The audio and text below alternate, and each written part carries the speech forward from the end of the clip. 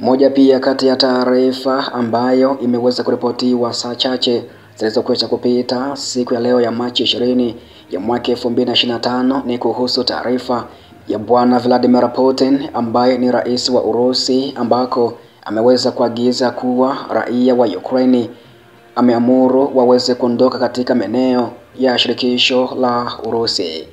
Kwa nini Vladimir Putin ameagiza hivyo? Basi na kusihi ya kwamba unaweza kunifuatilia mwanzo hadi mwisho wa taarifa hii. Raia wa Ukraine wanaoishi Urusi na maeneo yanayokaliwa na Urusi ya Ukraine lazima waweze kuondoka kabla ya Septemba 10 mwaka huu, au wadhibiti hali yao ya kisheria kulingana na amri rasmi iliyotiwa saini na rais wa Urusi Bwana Vladimir Putin na kuchapishwa siku ya leo ya Machi 20 mwaka huu. Raia wa Ukraine walio katika shirikisho la Urusi na hawana sababu za kisheria za kukaa au kuishi katika shirikisho la Urusi wanatakiwa kuondoka katika shirikisho la Urusi wao wenyewe au kudhibiti hali yao ya kisheria katika shirikisho la Urusi kufikia Septemba 10 ya mwaka 2025. Amri hiyo imeweza kusomeka hivyo. Urusi inakumbukwa ilitangaza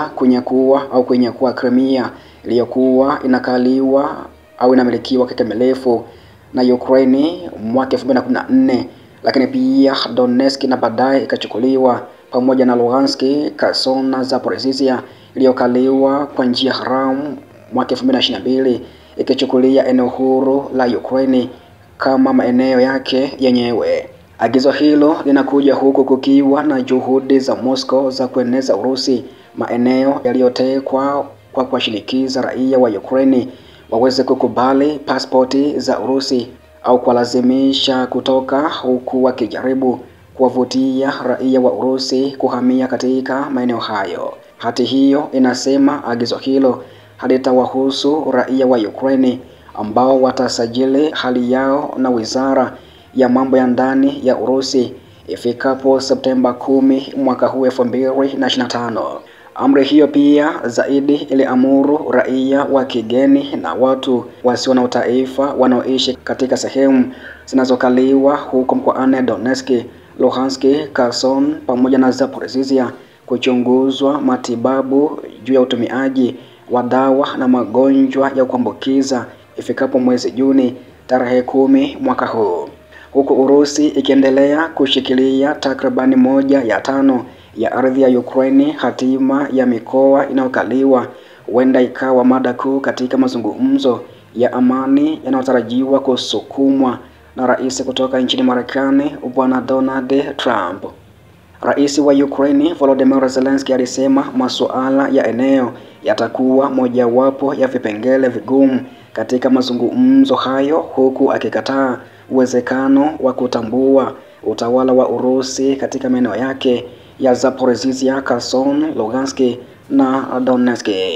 Ripoti nyingi za unyanyasaji, pia mateso na mambo mengine kadha wa kadha ya unyanyasaji imeweza kuibuka kutoka maeneo yanayoshikiliwa na Urusi nchini Ukraine tangu mwaka 2014. Na hii ndio taarifa ambayo pia imeweza kuripotiwa siku ya leo kuhusu amri au saini ambayo ameweza kuitia rais wa Urusi Bwana Vladimir Putin ya kuwa raia wa Ukraine wanaoishi maeneo ya Urusi na maeneo yanayokaliwa na nchi hiyo ambao pia yalikuwa ya Ukraine lazima waweze kuondoka kabla ya mwezi Septemba tarehe 10 au wadhibiti hali yao ya kisheria katika majimbo hayo.